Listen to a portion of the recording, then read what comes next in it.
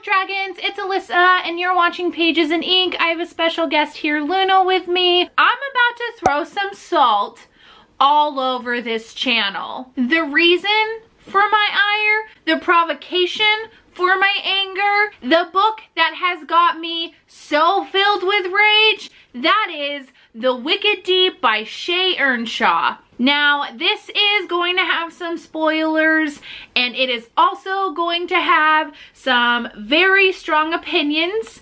So obviously these are my opinions. If you like this book, like this book. If you don't like it, don't like it.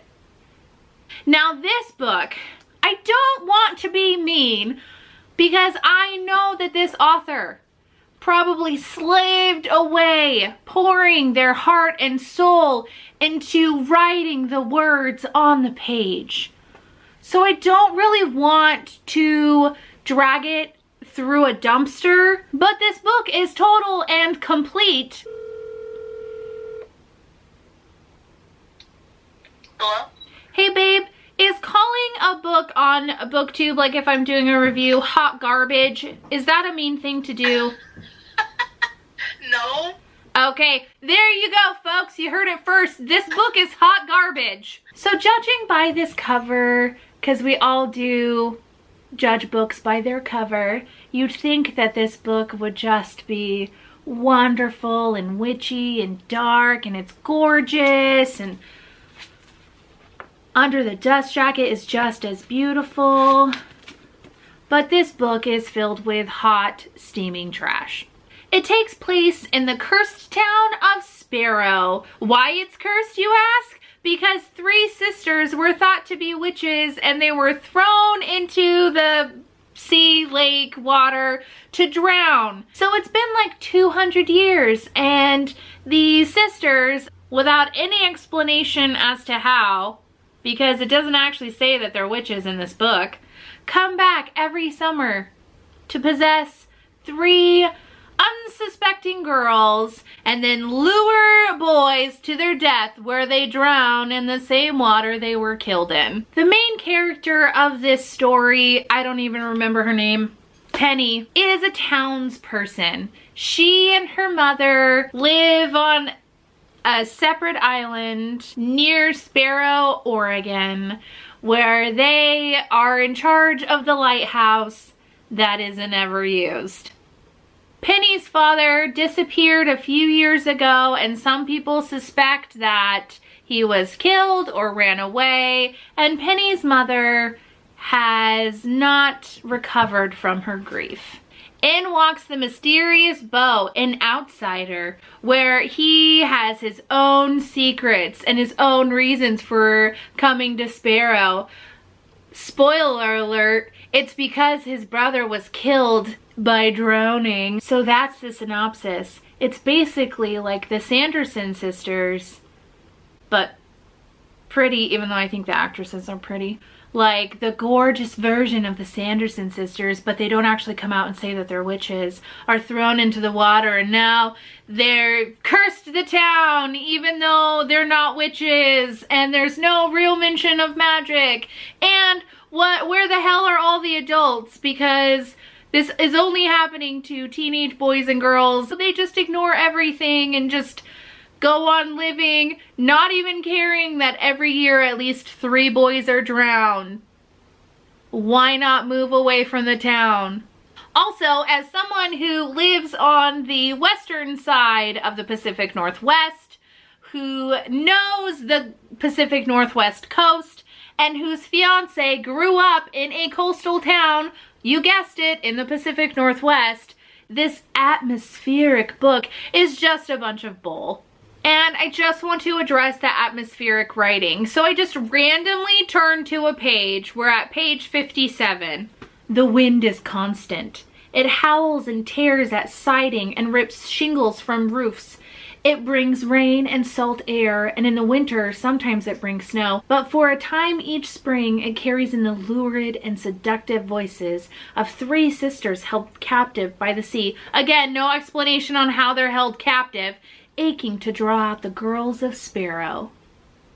The hell? Spoiler! Penny isn't Penny. This whole book you read, Like the first 10 pages she's Penny, and then the rest of the book she's possessed by one of the sisters. I don't even know which sister because I don't care. So she's possessed by one of the sisters, and she has possessed Penny for like 3 years in a row now. So there's a couple issues I want to address. One, you find out that she, as Penny, killed her own father because her father figured out who she was, so she killed him.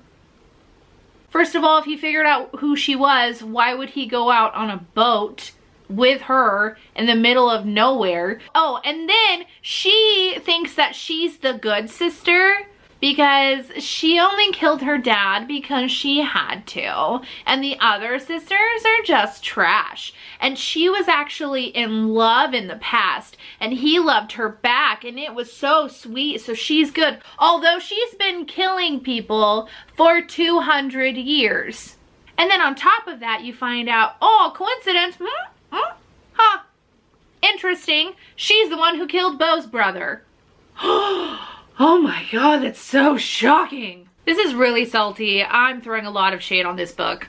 So then on top of everything else, there's also the issue of consent.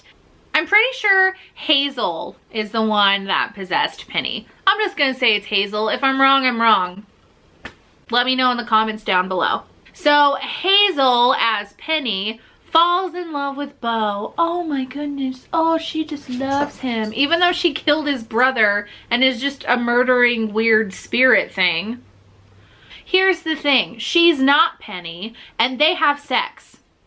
She's not Penny. Penny did not agree to this. It's Penny's body, but she did not agree to this. So there's this weird area of consent, and that really, really rubbed me wrong. That is not okay.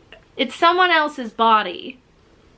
I can't believe I'm talking about it being someone else's body. Only in a dumb book like this would that happen. Again, other than Penny's father, where are the parents? What are they doing? Like, why are they letting this happen to their town? Why are they letting this happen to their children? Why aren't they moving away? If I had a son and this was happening in the town that I lived, I would move away. Just a little secret. Get out of town and save your children's life. What the heck? I think I was being nice on Goodreads and gave it a 2 stars, but it is a 1-star rating book for me. The writing was too flowery and over the top. There was nothing redeemable about the story at all. There was nothing redeemable about the characters either. Beau was even bland and just a big block of nothing. Like, it just couldn't. I can't with this book. I can't with the idea of the consent not really being consent. I just don't like it. I just hate that this book was written about the Pacific Northwest coast. I don't like it. I'm sorry, Shea Ernshaw. I'm sorry for people who liked this book. I don't really want to drag it through the mud.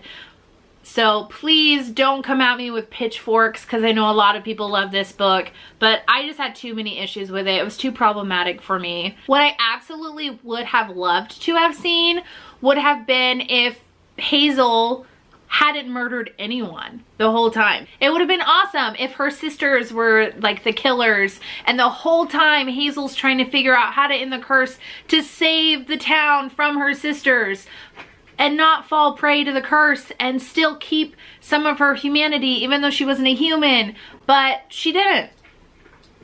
Please let me know in the comments down below how you felt about this book, if you read it, or if it was something that was on your TBR list or your radar. If you liked this video, please hit like. If you want to join the Book Dragon family, we are very welcoming here. Please hit that subscription button down below, and then also that notification bell so you can see when I upload more videos, and hopefully they won't be as salty. And remember, until next time, always be nice to yourself and be kind to others. Bye!